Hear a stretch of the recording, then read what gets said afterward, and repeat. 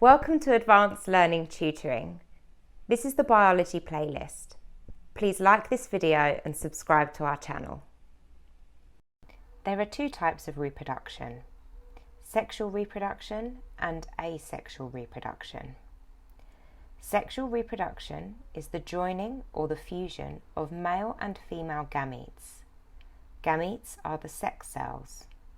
Sperm and egg cells in animals, pollen and egg cells in flowering plants. There is a mixing of genetic information which leads to variation in offspring. Forming gametes happens during meiosis. Meiosis is a type of cell division. In asexual reproduction, it only involves one parent and no fusion of gametes. Therefore, there is no mixing of genetic information. This leads to genetically identical offspring known as clones. Only mitosis is involved. Mitosis is a type of cell division that produces genetically identical daughter cells. Some organisms that reproduce by asexual reproduction are bacteria, production of spores of fungi, some plants such as strawberries, and the formation of tubers in potatoes and bulbs of daffodils. Meiosis is a type of cell division. When a cell divides to form gametes, this occurs during meiosis. Copies of genetic information are made. Then the cell divides twice to form 4 daughter cells, each with a single set of chromosomes. All gametes are genetically different from each other, which is why there is variation in offspring. Gametes join at fertilization to restore the normal number of chromosomes. For example, 23 chromosomes in an egg cell and 23 chromosomes in a sperm cell. When we have a fertilized egg cell, that's 23 plus 23, making 46 chromosomes, the same as that as a normal body cell in a human. The number of cells increases as the embryo develops. Cells differentiate or specialize. The advantages and disadvantages of sexual and asexual reproduction. Advantages of sexual reproduction include variation in the offspring. If the environment changes, variation gives a survival advantage by natural selection. Natural selection can be speeded up by humans in selective breeding to increase food production. The advantages of asexual reproduction are that only one parent is needed. More time and energy efficient, as you do not need to find a mate. It's faster than sexual reproduction, and many identical offspring can be produced when conditions are favourable. Some organisms reproduce by both methods depending on the circumstances. Malarial parasites reproduce asexually in the human host, but sexually in the mosquito. Many plants produce seeds sexually, but also reproduce asexually by runners such as strawberry plants or bulb divisions such as daffodils. A disadvantage of asexual reproduction would be that all offspring are genetically identical. They are clones of the parent. So, if the parent has a genetic disorder, that will be passed to the offspring. DNA and the genome. The genome is the entire genetic information within an organism. The genetic material in the nucleus of a cell is composed of a chemical called DNA. DNA is a polymer, which is a long-chain molecule, made up of 2 strands forming a double helix. The DNA is contained in structures called chromosomes. A gene is a small section of DNA on a chromosome. Each gene codes for a particular sequence of amino acids to make a specific protein. The genome of an organism is the entire genetic material of that organism. It's important to understand the human genome. This allows us to search for genes linked to different types of disease, understand and treat inherited disorders, and use tracing in human migration patterns from the past. The structure of DNA. DNA is a polymer made from 4 different nucleotides. Each nucleotide consists of a sugar-phosphate backbone. This is a phosphate molecule bonded to a sugar molecule. This sugar molecule is then bonded to one of the 4 different bases. DNA contains 4 bases: A, C, G, and T. The bases are complementary. A will always pair with T, and C will always pair with G. A sequence of 3 bases is the code for a particular amino acid. The order of the bases controls the order in which amino acids are assembled to produce a particular protein, as a combination of amino acids make proteins. A change in DNA structure may result in a change in the protein synthesized by a gene. Proteins are synthesized on ribosomes according to a template. Carrier molecules bring specific amino acids to add to the growing protein chain in the correct order. The structure of DNA affects the protein made. When the protein chain is complete, it folds up to form a unique shape. This unique shape enables the protein to do their job as enzymes, hormones, or forming structures in the body such as collagen. Genetic variants may influence phenotypes in coding DNA by altering the activity of a protein. Mutations occur continuously. Most do not alter the protein, or only alter it slightly so that its appearance or function is not changed.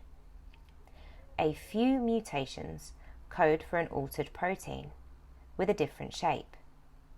An enzyme may no longer fit the substrate binding site, or a structural protein may lose its strength. Or this may occur in non-coding DNA by altering how genes are expressed. Not all parts of DNA code for proteins. Non-coding parts of DNA can switch genes on and off, so variation in these areas of DNA may affect how genes are expressed. Genetic inheritance keywords. A gamete is a sex cell. It contains half the genetic information to a normal cell within that organism. Chromosomes are long threads of DNA. Genes, small section of DNA on a chromosome. Alleles, different versions of the same gene. For example, the gene for eye colour has an allele for blue eye colour and an allele for brown eye colour. Alleles can be either dominant or recessive. Dominant meaning if present that allele will be expressed. Recessive meaning 2 recessive alleles have to be present for the phenotype to be expressed. Homozygous, 2 of the same alleles are present. Heterozygous, 1 dominant and 1 recessive allele are present. You have 2 alleles due to having 2 parents, 1 allele from one parent and the other allele from the other parent. Genotype is a collection of alleles. A phenotype is the physical characteristic coded for by the genotype. For example, a genotype of capital B expresses the phenotype for brown eyes. And the genome, which is the entire genetic information of an organism. Examples of inherited diseases include polydactyly, which is having extra digits, extra fingers or toes, and cystic fibrosis, which is a disorder of cell membranes. Polydactyly is caused by a dominant allele, meaning if that dominant allele is present in your genotype, then you suffer from polydactyly. Whereas cystic fibrosis is caused by a recessive allele, To express cystic fibrosis, you must have both of the recessive alleles, meaning if a parent is heterozygous, one dominant and one recessive allele, that parent will not have cystic fibrosis, but will be a carrier of cystic fibrosis. Genetic testing. Antenatal testing is used to analyse an individual's DNA or chromosomes before they are born. This testing is offered to couples who may have an increased risk of producing a baby with an inherited disorder, but it can't detect all the risks of inherited disorders. Neonatal testing involves analysing a sample of blood that is taken from pricking a baby's heel. Or pre-implantation genetic diagnosis, or PGD, is used on embryos before implantation. During in vitro fertilisation, or IVF, once the embryos have reached the 8-cell stage, one cell is removed to be tested. The cells are then tested for the disorder-causing alleles. Sex determination. Ordinary human body cells contain 23 pairs of chromosomes. 22 pairs control characteristics only, for example eye colour and hair colour, but one of the pairs carries genes that determine sex. In females, the sex chromosomes are the same, XX. In males, the sex chromosomes are different, XY. Therefore, when a mother and father reproduce, you have an XX and an XY chromosome. The offspring will be either male or female in the ratio of 1:1. There is a probability of 50% of a female offspring and 50% male offspring. Variation. Differences in the characteristics of individuals in a population is called variation, and may be due to differences in the genes they have inherited, genetic causes, the conditions in which they have developed, environmental causes, for example scars, or a combination of genes and the environment. An example of a genetic inheritance is the lobed ear or the lobeless ear. You will either have lobed ears, in which your ears are not attached to your side of the head, or a lobeless ear, in which your earlobe is directly attached to the head. There is usually extensive genetic variation within a population of a species.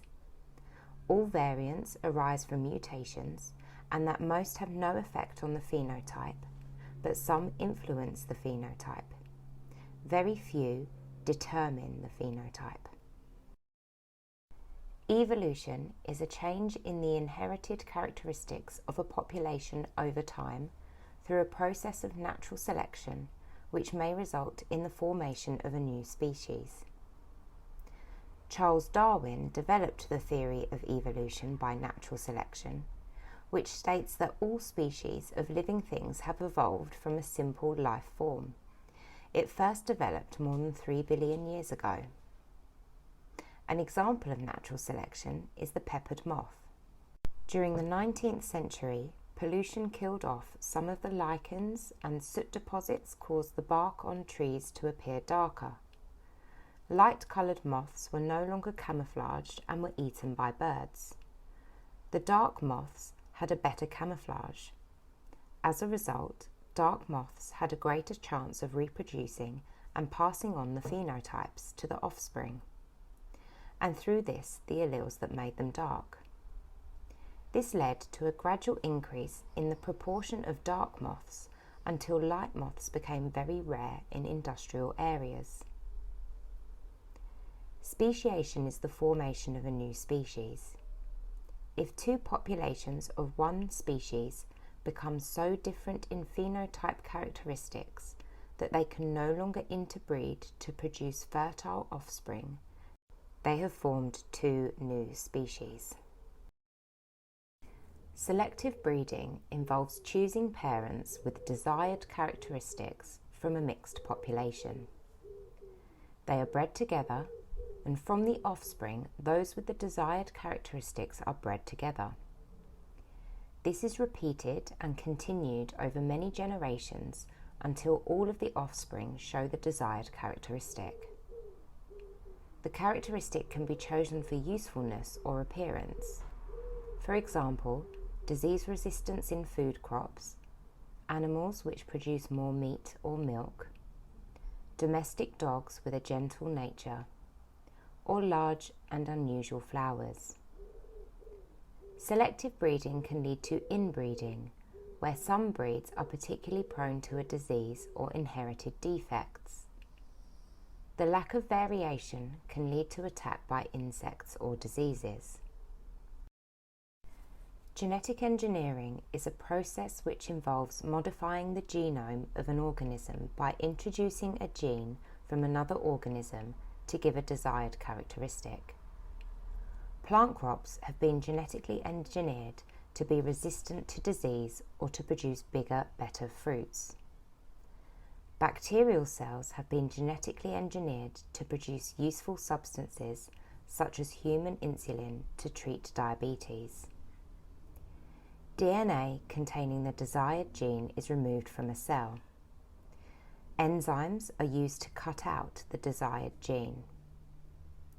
Enzymes insert the gene into a DNA vector.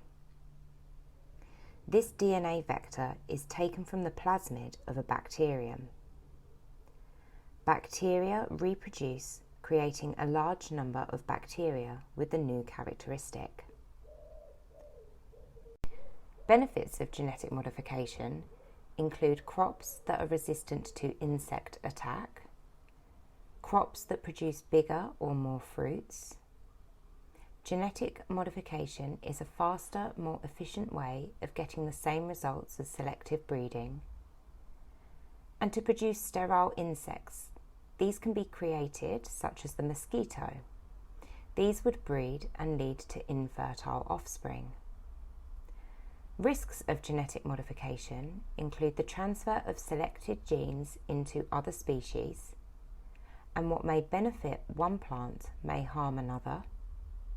Some people believe it is not ethical to interfere with nature.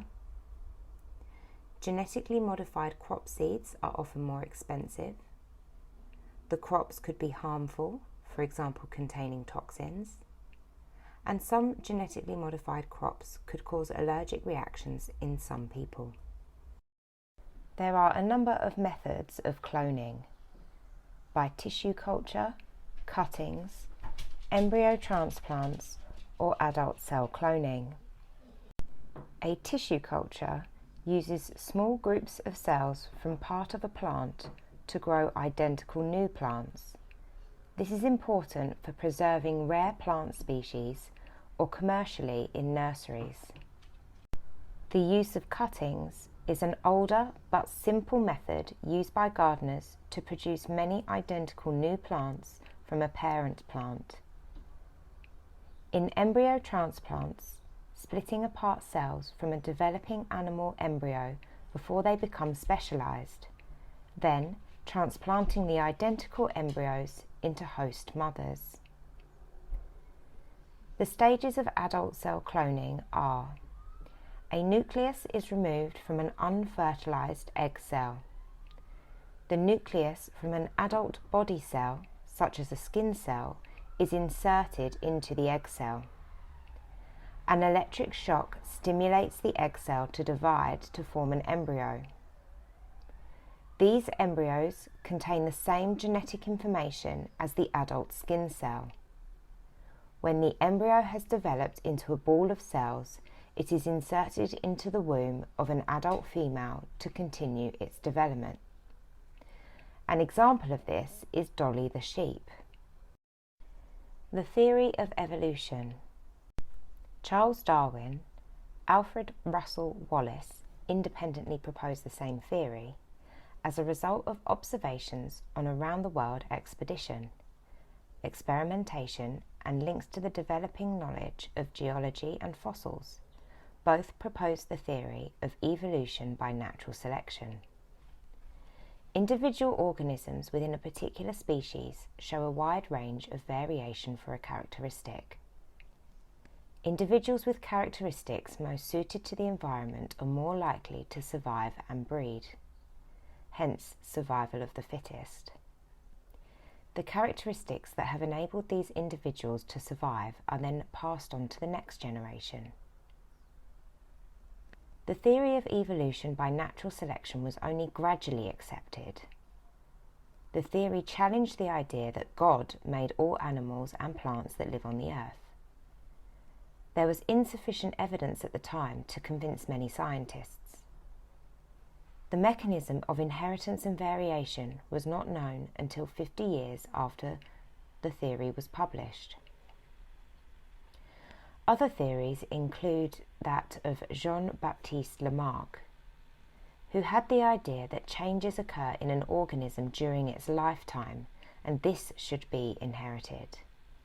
For example, the stretching of a giraffe's neck to reach leaves at the top of a tree. Speciation, the development of new species.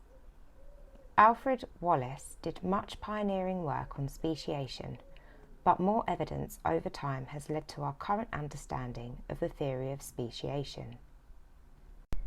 The same species are those that can produce fertile offspring. Different species are those that are unable to produce fertile offspring. Fertile meaning they can reproduce themselves. The steps that involve the rise of a new species are as follows. Genetic variation. Each population has a wide range of alleles that can control their characteristics. Natural selection. The alleles which help an organism survive are selected in each population. Speciation. The populations become extremely varied and successful interbreeding cannot happen anymore. New species can also arise as a result of isolation. Two populations of a species can become geographically separated because of the environment. Isolation can prevent interbreeding and the combination of genes within a species. Different mutations can take place in the isolated groups and create different phenotypes within a particular location. Over time, species may evolve to be different to each other, and they will not be able to interbreed. Mendel was a scientist known for his work in genetics. The development of our understanding of genetics includes the work of Mendel. In the mid-19th century, Mendel carried out breeding experiments on plants. One of his observations was that inheritance of each characteristic is determined by units, now known as genes, that are passed on to descendants unchanged. For example, a pea plant parent that is tall and the other parent which is short.